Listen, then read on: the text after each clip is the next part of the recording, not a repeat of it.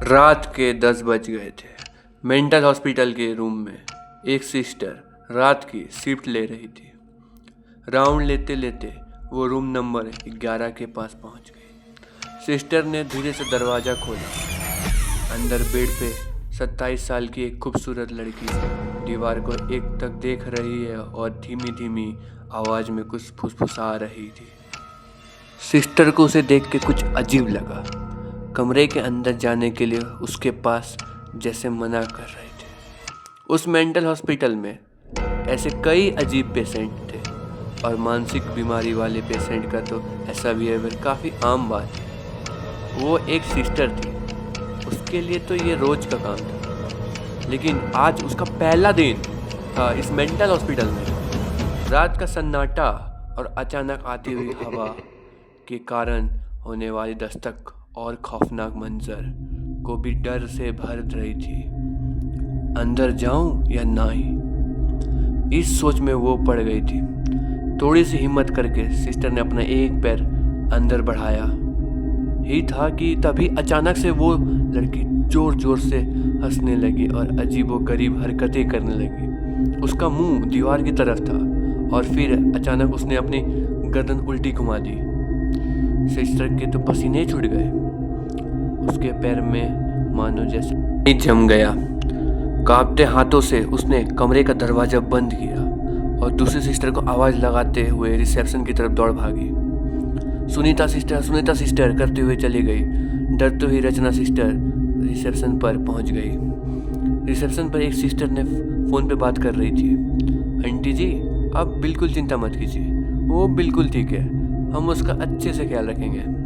इतना करके सुनीता सिस्टर ने फ़ोन रखा और रचना सिस्टर को देखकर बोली, क्या हुआ रचना सिस्टर, तुम इतनी डरी हुई क्यों हो? तभी रचना ने जो कुछ भी कहा सब सुनीता सिस्टर को बता दिया। आप किससे बात कर रही थी? सुनीता ने मुस्कुराते हुए बोला, अरे वही रूम नंबर 11 वाली लड़की की माँ का फ़ोन था। बेचारी रोज़ रात को फ़ोन करके अपनी बेटी के बारे में पूछती है। कुछ महीने पहले उसे यहाँ भर्ती करके चले गई थी।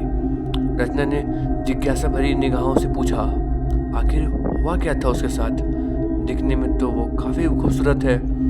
सुनीता ने गंभीर आवाज़ में कहा, हाँ, ऐसी हालात सिर्फ 2 ही कारण से हो सकती है, जब कोई किसी से पागलों की तरह प्यार करे और वो उसे ना मिले, या फिर तब जब उस पर किसी का रूह, साया या फिर आत्मा आई हो। ये सुनकर रचना सिस्टर हैरान हो गई और बोली, तो इसके साथ क्या हुआ था? सुनीता ने जो बताया उसे वो उसका होश उड़ा दिया कि नैना 27 साल की हो चुकी थी। वो इंजीनियरिंग के आखिरी साल में पढ़ रही थी। पूरे कॉलेज में नैना से ज़्यादा खूबसूरत लड़की कोई नहीं थी।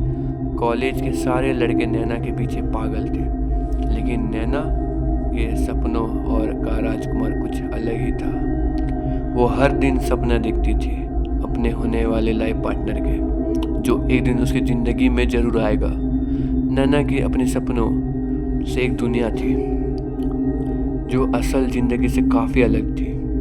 वो अक्सर खुद से बातें करती थी, कभी कभी बिना वजह जोर जोर से हंसने लगती थी। उसके माँ पापा उसे देखकर परेशान रहते थे। उन्हें लगता था अब उसकी शादी की उम्र हो गई है, कोई अच्छा लड़का ढूंढना चाहिए। उनने कई रिश्ते की बात की, पर नैना हर रिश्ता मना कर देती थी। कहती थी वो लड़का मेरे सपनों जैसा नहीं है। बार बार रिश्ता को मना करने के बाद अब उसके लिए नए रिश्ते आना लगभग ही बंद हो चुके थे। माँ पापा परेशान थे, लेकिन नैना अपने सपनों की दुनिया में ही खुश थी।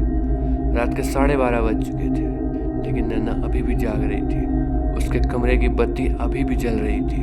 वो खिड़की के पास बैठी बाहर अंधेरे में देखते हुए मुस्कुराते मुस्कुराते अपनी डायरी लिख रही थी। हाँ, वो डायरी जिसमें नैना ने अपने होने वाले लाइफ पार्टनर के बारे में सब कुछ लिखा था। वो डायरी उसके दिल के सबसे करीब थी, इतनी करीब जैसे उसकी जान उस डायरी में बसती हो। अगली सुबह नैना कॉलेज गई। आज उसका 27वां बर्थडे था। उसने अपनी डायरी भी साथ ले गई थी। कॉलेज में उसके दोस्तों ने उसका बर्थडे बड़ा मस्त मनाया। उसके ग्रुप में उसकी बेस्ट फ्रेंड निशा और नए दोस्त ईशान और जतीन। दोनों लड़के नैना को पसंद करते थे, लेकिन किसी ने कभी कहा नहीं। उस दिन नैना लाइब्रेरी में अपनी डायरी लिख रही थी, तभी उसके माँ का फ़ोन आया। जल्दी जल्दी में वो डायरी वहीं टेबल पर भूल गई। जतीन ने वो फ़ोन, डायरी और उसके पास किसी और को ना देखकर उसे अपने बैग में डाल ली। रात के 1 बज चुके थे। जतीन घर आया और उस डायरी को पढ़ना शुरू कर दिया। पेज बाय पेज उसने पढ़ना शुरू किया। नैनो के सपनों का राज उसके सामने खुलने लगे। हर पेज के साथ जतीन के चेहरे पर एक अजीब मुस्कान आ रही थी। उसकी आंखों में कुछ अलग ही दीवानीपन थी। डायरी पढ़ने के बाद उसने टेबल पर रखा और एक टेढ़ी मुस्कान के साथ सो गया। इधर नैना अपने कमरे में परेशान थी।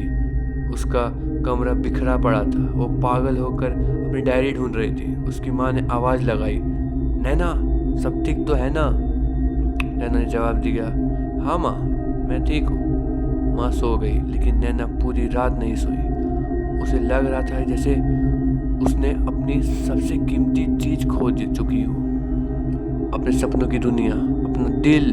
अगली सुबह नैना कॉलेज गई, लेकिन बहुत उदास थी। निशा ने पूछा, क्या हुआ नैना, तुम इतनी उदास क्यों हो? नैना बोली, मेरी डायरी खो गई है, वो जिसमें मैंने अपनी पूरी सब बातें लिखी थी। इतने में वहाँ जतीन आ जाता है तो नैना की आंखें जतीन पे टिक जाती है। जतीन ने वैसे ही कपड़े पहने हुए थे जैसे नैना ने अपनी डायरी में लिखा था। उसे देखते ही नैना को लगा ये वही है, मेरे सपनों का राजकुमार। जतीन ने आके उसको प्रपोज किया और नैना ने तुरंत हाँ कह दी। दोनों एक चेहरे पर खुशी थी, लेकिन ईशान के चेहरे पे उदासी। उसका दिल टूट गया था, लेकिन वो चुप रहा। जतीन का प्यार दिन ब दिन पागलपन में बदलने लगा। वो नैना के पास किसी और को आने ही नहीं देता था। उसने तो निशा को तक उससे दूर कर चुका था उसने। एक दिन हद हो गई। जतीन ने ईशान के साथ मारपीट कर दी। वो नैना के लिए अजीब हरकतें करने लगा। कभी अपने खून से नैना का नाम लिखता, कभी खून से लिखे लव लेटर भेजता। अब नैना को जतीन से धीरे धीरे डर लगने लगा। एक दिन नैना जतीन के घर गई थी। वहाँ उसे कुछ ऐसा मिला जो उसके होश उड़ा दिया। नैना ने जतीन के कमरे की टेबल पर अपनी डायरी देखी, वो डायरी जिसमें उसने अपने सपने लिखे थे।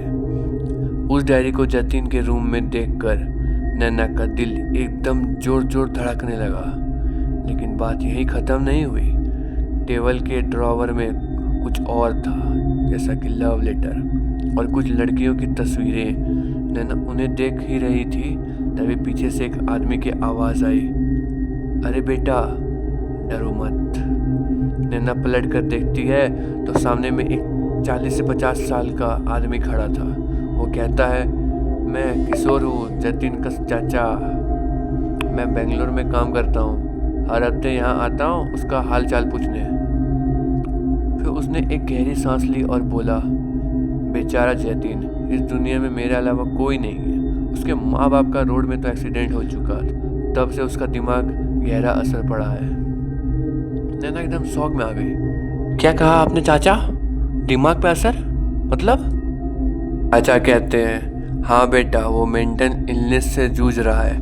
उसे लगता है कि दुनिया की हर ब्यूटीफुल और एंटीक चीज़ उसकी होनी चाहिए, इसलिए वो उन्हें कलेक्ट करता और अपने घर में सजा के रखता है। तो चाचा ने नैना को घर के आसपास दिखाया। पूरा घर अजीब, गरीब, पुरानी और खूबसूरत चीज़ों से भरा था। नैना उन सबको देखे जा रही थी। तभी चाचा फिर बोले, जतीन इमोशन नहीं समझता, वो सिर्फ आउटर ब्यूटी देखकर अट्रैक्ट हो जाता है, और जब वो चीज़ पुरानी या ख़राब हो जाए तो उसका नाम, जिद और निशान दोनों मिटा देता है। नैना के हाथ कांपने लग गए। उसके अंदर से जैसे ने किसी ने सांस खींच ली हो। उसने डर के मारे ड्रॉवर के अंदर रखे फ़ोटो देखे। हर फोटो एक खूबसूरत लड़की की थी और सभी तस्वीरों में एक बात कॉमन थी, सब लड़कियां बेहद खूबसूरत थी। तभी उसने एक फ़ोटो देखा जो उल्टा पड़ा था। उसने धीरे से उस फोटो को उठाया और जैसे ही देखा उसकी आंखें खुली रह गई। वो फोटो उसकी अपनी थी, नैना की। अपनी फोटो ड्रॉवर में देखकर उसके पूरे शरीर में रोंगटे खड़े हो गए। अब उसे सब समझ आने लगा कि क्यों जतिन ने उसे प्रपोज किया, क्यों उसे वही कपड़े पहने थे और क्यों उसका प्यार एक पागलपन बन गया था। नैना ने अब से बर्दाश्त नहीं हो रहा था। वो भागते हुए घर पहुंची और अपने कमरे का दरवाजा बंद करके एक कोने में बैठ गई और वो जोर से चिल्लाने लगती है, लेकिन उसके मुंह से आवाज़ ही नहीं निकल रही थी। इतनी देर में एक इंसान का फ़ोन आता है। स्क्रीन पे लिखा था जतिन कॉलिंग। 100 बार फ़ोन बजता रहा पर नैना ने फ़ोन नहीं उठाया। अब उसके अंदर अब कोई हिम्मत नहीं बची थी।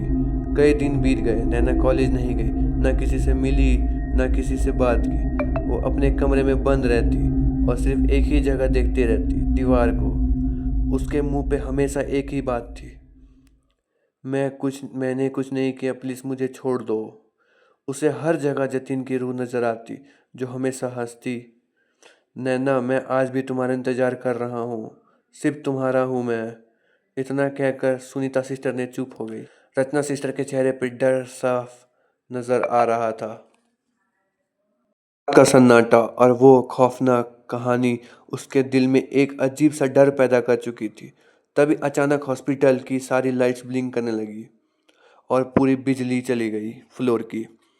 रचना सिस्टर ने डर के मारे मोबाइल का टॉर्च ऑन किया और चिल्लाई, सुनीता सिस्टर आप यहाँ हैं कि नहीं?